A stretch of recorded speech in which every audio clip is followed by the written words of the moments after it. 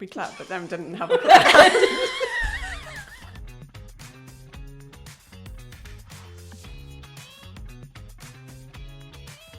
Welcome to Who Cares, our very brand new and shiny podcast from the team at Conteur. All excited? Yes. Raring to go? Yes. Somewhat. Yeah. So this is completely new to us. Yeah. I've never done a podcast before. You've had some experience in podcasting. A brief experience, yeah. Funny that we're marketing and PR specialists. I definitely prefer to be behind the camera. Yeah, definitely. Yeah, that's more my comfort zone as well. But looking forward to having our chat. What? Your comfort zone? My comfort zone. Comfort zone. What did you think I said? Cup of zone. Comfort zone. No, definitely behind the screen, behind the camera. For sure. Like you said, I've done a little bit. Used to stream a little bit on Twitch, but I wasn't enjoying it. Didn't like it anymore. No. So. But this is a whole other kettle of fish. It is. And I guess we need to explain who we are. And that might be helpful. Yeah. That might be, so, Conteur, we are a health and social care communication specialist. As I just said, our bread and butter is health and social care. We've had over 15 years experience as an agency working with health and social care clients. And as an agency, we provide lots of different services all under one roof. So we've got PR and marketing, digital marketing, which is our newest service, video, photography, design. Yep. And also website management. Yep. So we offer lots of support to a range of different types of clients, from small independent care homes to large care groups, fostering agencies, social housing, kind of anyone in a health and social care space. Anyone that does good. Yeah. Does good for the world. We work with clients who have a good Strong social purpose. Yeah. For sure. So we know what Conteur is, but who is Conteur? Shall we introduce ourselves? So I'm Natasha, I'm an account director. My role is I'm a part of the PR and digital marketing team. I support all of the team. I do a lot of strategy work for clients, a lot of the onboarding and business development, and just supporting the wider team with any kind of ops issues. Very varied. My name's Matilda. I'm the senior account executive here. My role is pretty much behind the scenes. So I do a lot of copywriting, a lot of execution of communication strategies. Pretty much everything and anything really behind the scenes. It's quite hard to say what I don't do, but I don't want it to be like, oh, I'm so amazing. But yeah, all the kind of little behind the scenes. It's always difficult, isn't it, when someone asks you what you do, What do I do? Yeah. I'm Lizzie. I'm a junior account manager and I do all of that. A bit of everything. Lots of strategy, lots of press release writing, lots of journalist liaison. We all get stuck in with bits and pieces. We do Yeah. a lot of different stuff. We tell stories better. Your story told better.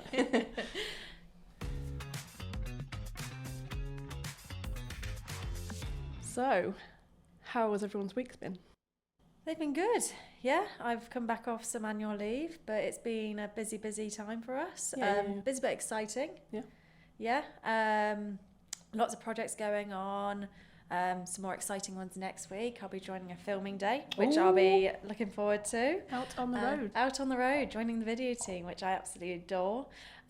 Just nice to kind of mix it up. I think actually going into a care home, instead of just being behind the desk and receiving the stories, actually kind of being there, meeting the people, meeting the clients, and capturing the stories on the ground. So yeah, I'm really looking forward to that. Yeah, that's nice. Yeah. And this is a campaign you've been involved in from kind of Yes. day one, right? From concept to, Yeah.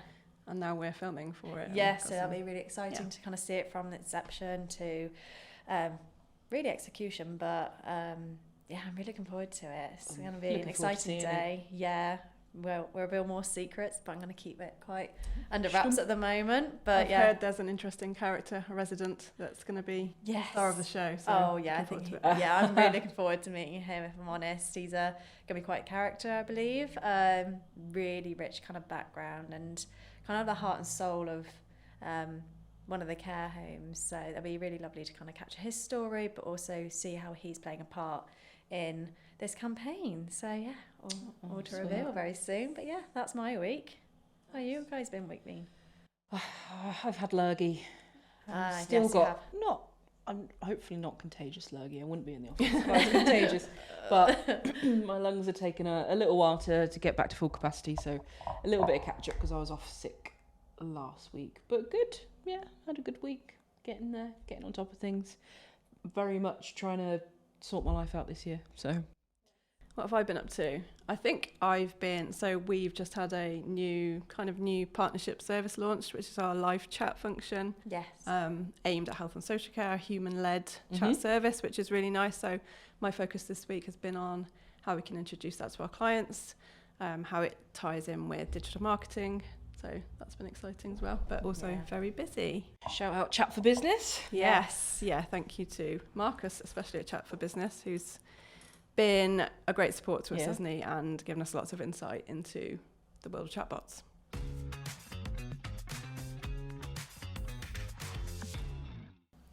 So we've just talked about stories told better. Conteur actually is French for storyteller. It sure is. So storytelling is everything for us. At the moment, authentic content is more important than ever. That's what people want to see, they want to hear, they don't want kind of fake advertising. They want to engage with a brand. They want the brand to get to know them. Like storytelling is so important. And I guess we're seeing a rise in video production as a result of that. People wanting that visual storytelling, like you going out on your shoots on Monday. Yeah. We thought it'd be nice to discuss today about the importance of storytelling. Yeah, for sure. For all of our clients. Well, I mean, you've seen all of the job adverts recently. The rise of the storyteller as a job role. Yeah. Apparently that's a bit of a thing in the US, but it's apparently coming over here. I've seen at least M&S. We're looking for a lead storyteller. Yeah. So it's becoming more of a job role. And I guess, well, we've been doing it since day dot. We just haven't called it that. So what does storytelling mean to you in a sort of PR and marketing sense? Yeah, I guess for me it's I do keep talking about like authenticity a lot at the moment to my clients, because I think it's very easy, especially when you're doing marketing, to try and do the hard sell all the time and get carried away with that hard sell, and then you kind of say to the client, bring that back. What does your brand mean? What do your customers want? What do they want to hear? And matching that up and being authentic. Because if you're telling a story but it's not what people see when they come through the door, it's not authentic. So for me at the moment it's authenticity. Just to echo that, I think it is all about authenticity. We've had the big influencer boom where people are trying to aspire to be what they see on social media, and I think there's a sense of that's not achievable. People want more relatable content. They're starting to realise that it's not that they're highlight reels. People are just showing curated snapshots of whatever they want you to see, and that's not a true story. So I think people are really shying away from that. Ooh, kiss the microphone. Shying away from that and tapping into sort of real life and how products and services affect them in the real world. No, definitely. I did a segment on storytelling when I was at university, and I think it was part of the relationship marketing section specifically. And it's just crazy to kind of see how it's kind of made its way back throughout the years, and especially now it's on its bit of a rise again. One of the best kind of storytellers out there is John Lewis when it comes to its Christmas adverts. You see it so much, but it's very interesting to kind of see it's making its way through different sectors now. So I think it definitely plays a massive part in relationship marketing and how people are now using that to their expertise, but also to their advantage. So yeah, it's quite interesting, but also, like you say, it's part of our DNA. It's also been something that we've kind of done from day dot. So I think it does go in cycles though, right? Like I say, that influencer boom was storytelling then. Yeah. And I'm interested to see what the next phase of storytelling might entail.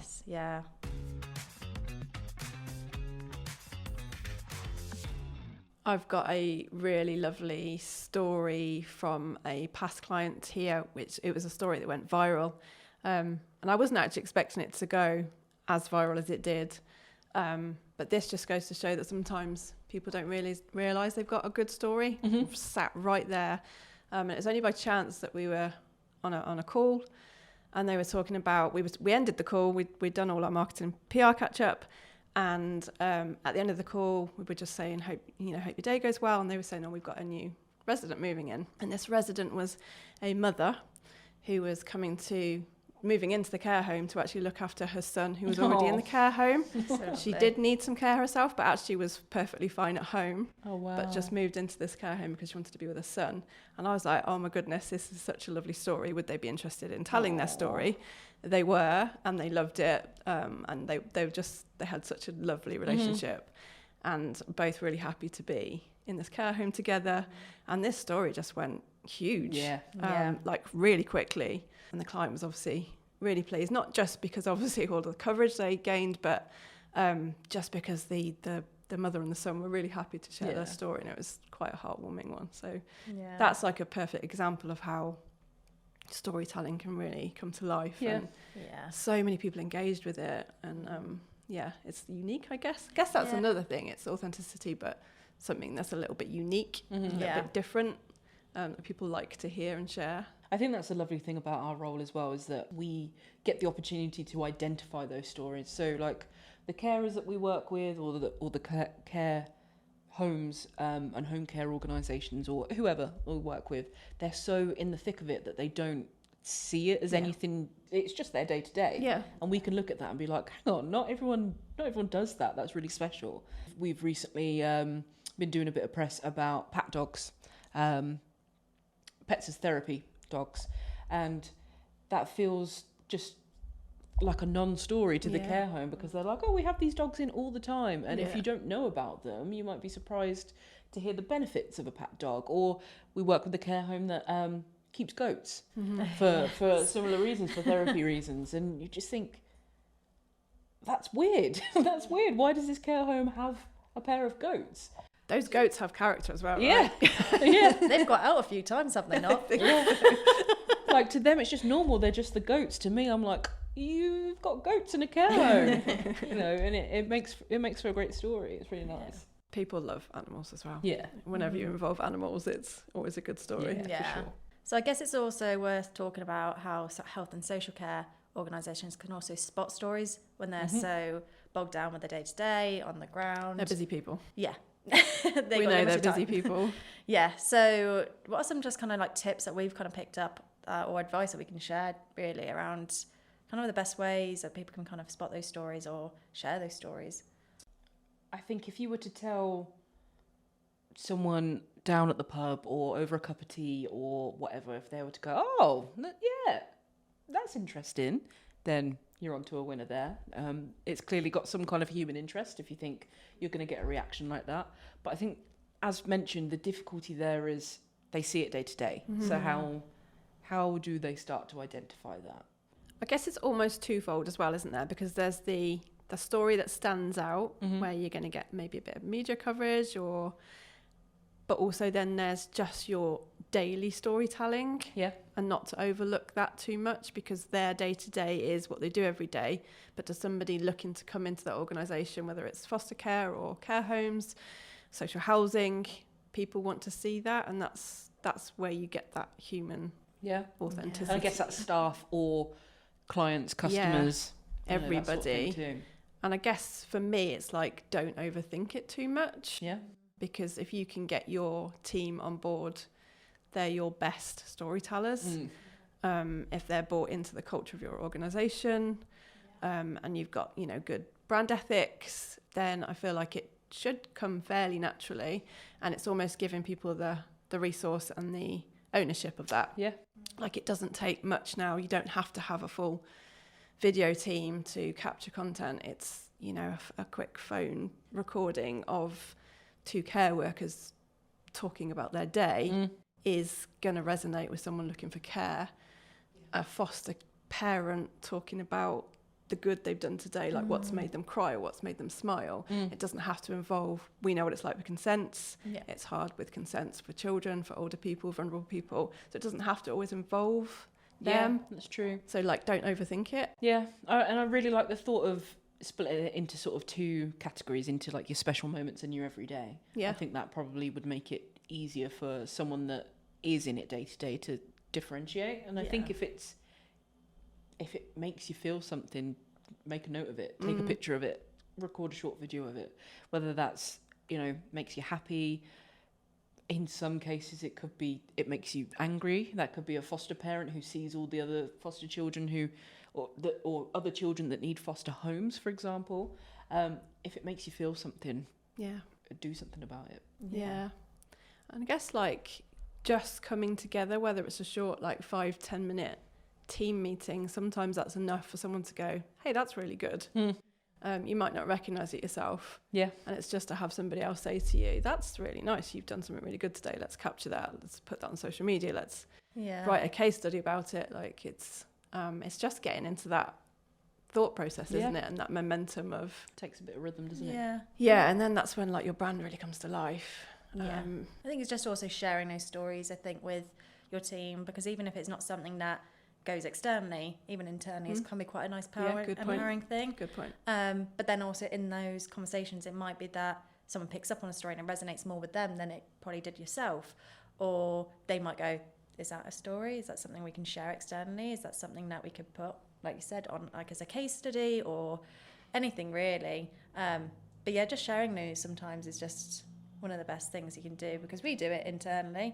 I love hearing what's going on with our team, and I'm like, did not know that was going on. Or just recognition of another team member can be quite powerful, and just being like, boost morale and you know, create brand ambassadors, and that might be something we talk about in another episode. But you know, the best advocates you can have sometimes are the people that work for your organisation.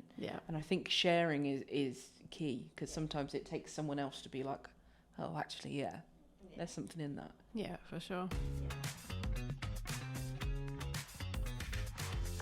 So let's get into it. Question of the week time. Woohoo!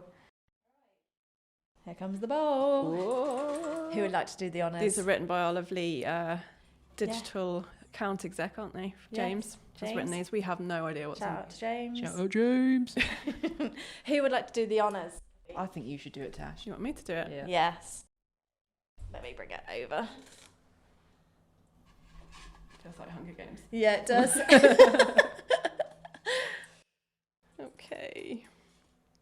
If you could instantly master one new skill, what would it be and why? Ooh. PR and marketing related, or any skill? He has not specified. Do you words have failed me. Personally, not work-based. I would love to be able to, like, a gymnast, dance, anything like that. That would be a skill for sure that I'd love to be able to do. Work-based skill, I think for me it would be, so we all have our disc profiles done, so I know I've not got a huge amount of blue in me, which is the like organisation side. For me, it's to be able to like pick up stuff quite quickly, use that blue side of my brain more, whereas it takes a while for me to pick up, I'm slow to pick up things because of my green-sided brain. Oh God, what happens if you're green and blue? What happens to me? I have got blue, it's just not my highest. We're the same. When I last think did my we are disc, similar. and I think we are green and blue. Yeah, but my blue's like lower. So, and I know what I'm trying to say. I'm trying to articulate. This is the trouble. I can't articulate it. Same. Like, Lizzie, you are just a whiz. Like, you are shown like stuff like click up and you just like, bam, you've got it. And it's like, you do this. And I'm like, nerd. 6 months later, I'm like, I still can't remember how to do this. Is that a skill? I think that's a skill. I think it's a skill. Yeah, so Grasping for me, it's organisation. quickly. Yeah, that. Yeah. And I'm the same, like when I read, it takes me, if I'm reading like fiction. Oh yeah, no, I can't. I'm constantly going back to the beginning of the book thinking, who's this? And I've just read it. Got a little notebook. Little tabs. Yeah. So that for me, it's that skill. And I'm calling it the blue side of my brain, so I think that's what it is, but that.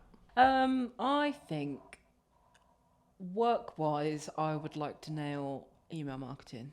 I've not done a lot of it. at all. So I'd like to just do it. Yeah, I know how to do Just it. do it. See you later. In my other life, I don't know. I think Your I'd other like life. to be able to like run. Clearly, I'm not a runner, and I don't want to be a runner. But I want to play rugby well, so I'd like to be able to run a bit better. Everyone's running these days as well. Not me. Gillian is running at the moment. Is she? She's doing her 5k a day. Oh wow! Day, Oh, she wow. did say that, didn't she? Yeah. Fair play. I Couldn't be me. Yeah. I said I was going to be fitter for this new year. No. What did Sonia say? Get hench, learn French. Yes. Yeah. For myself, a skill. This is not possible because of the genes I received as a child, but I would love to be able to sing. I am tone deaf. There's so many stories. I love your singing in your Oh, voice, Matilda. Thank you. It's a little mumble, a little like, we can cut out that little mumble. There's a cat outside. What is that noise? No, there's so many stories where I used to be singing in the car, had my headphones on, and used to take off the headphones, and my parents, my sister were laughing. Little did I know, until I was much older, they were laughing at me. Oh, We're going to get a singing And then- coach in now. Yeah. Oh gosh. it's a great culture, Dad. Love And that. then I tried joining a band when I was in year 5 because I was in the choir. No, obviously, no one could hear me in the choir, so no one cared. But when I tried joining a band, because I think we all wanted to be pop stars, and then we did a kind of like a very shoddy version of our own Spice Girls. We named ourselves after like spices or something. I can't even remember now. With the cinnamon girl. Yeah, something like that. And I remember my best friend pulling me aside and going, yeah, so this one girl said you can't sing. Oh. I was like, oh. So it's always been a lifelong dream of mine to be able to sing. So if I could, I'd be a singer. In terms of skills for work, I think we've been doing a bit more in the office, sitting a bit more with the video and photography team, but being able to kind of capture content, I think, confidently on the road. So then it's not just on the team, but then also it helps with social media across our channels. And Yeah, for also, sure. we had recently had a lovely session with our director of photography, Simon. Shout out to Simon. And that was really insightful, and I was kind of inspired by that. So if I could kind of build on those skills and just be able to kind of take the camera out a bit more, kind of share skills across the team. So yeah, Nice. that'd be my one. Nice. Well, I think we're just about done. Thank you for listening, and we look forward to Who Cares number 2. Who cares number 2? And on that note, goodbye.